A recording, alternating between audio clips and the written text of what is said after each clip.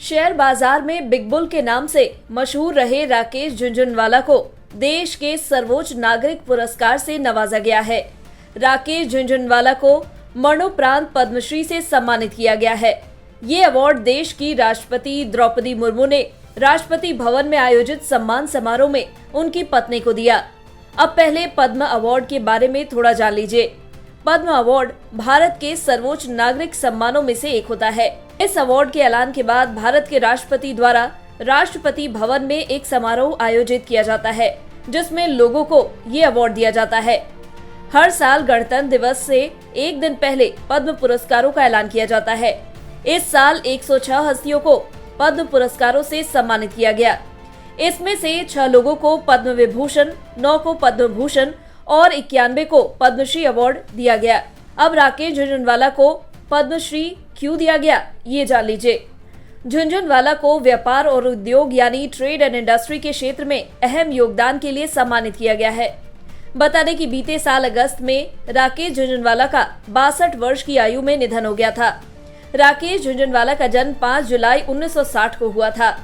ये मुंबई में पले बढ़े और 1985 में सिडेनहैम कॉलेज से स्नातक की डिग्री हासिल की। इसके बाद उन्होंने institute of chartered accountants of India में दाखिला लिया। राकेश झुनझुनवाला सफल शेयर बाजार के निवेशक थे। उनको भारत के वॉरेन बफे के रूप में भी जाना जाता था। राकेश की शादी रेखा झुनझुनवाला से हुई, जो बड़ी निवेशकों में जानी जाती हैं। राकेश झुनझुनवाला रेयर एंटरप्राइजेस के संस्थापक थे, जो एक निजी स्वामित्व वाली प्राइवेट ओनरशिप वाली स्टॉक ट्रेडिंग फर्म है। झुनझुनवाला भारत की सबसे नई एयरलाइन अकासा एयर के भी मालिक थे। अब इनके सारे बिजनेस को इनकी पत्नी रेखा झुनझुनवाला संभाल रही हैं। इनकी संपत्ति की बात की जाए तो अगस्त 2022 तक झुनझुनवाला की अनुमानित कुल संपत्ति $5.8 बिलियन थी, जिससे वह भारत के 36वें सबसे अमीर व्यक्ति बन गए थे।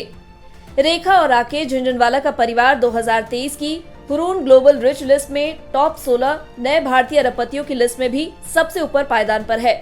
अब जाते जाते पद्म पुरस्कार से सम्मानित हस्तियों को क्या मिला, ये भी हम आप लोगों को बता देते हैं। पद्म पुरस्कार से सम्मानित हस्तियों को राष्ट्रपति के हस्ताक्षर और सील वाला सर्टिफिकेट और मेडल दिया जाता है। पुरस्कार से सम्मानित हस्तियों को उनके मेडल की एक प्रतिकृति भी दी जाती है, जिसे वो किसी भी समारोह में पहन सकते हैं।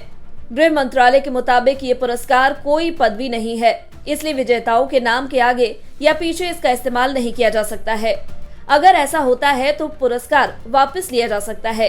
बता दें, इन पुरस्कारों के साथ विजेताओं को कोई नकद पुरस्कार, भत्ता या रेल हवाई यात्रा में छूट जैसी कोई सुविधा नहीं दी जाती है।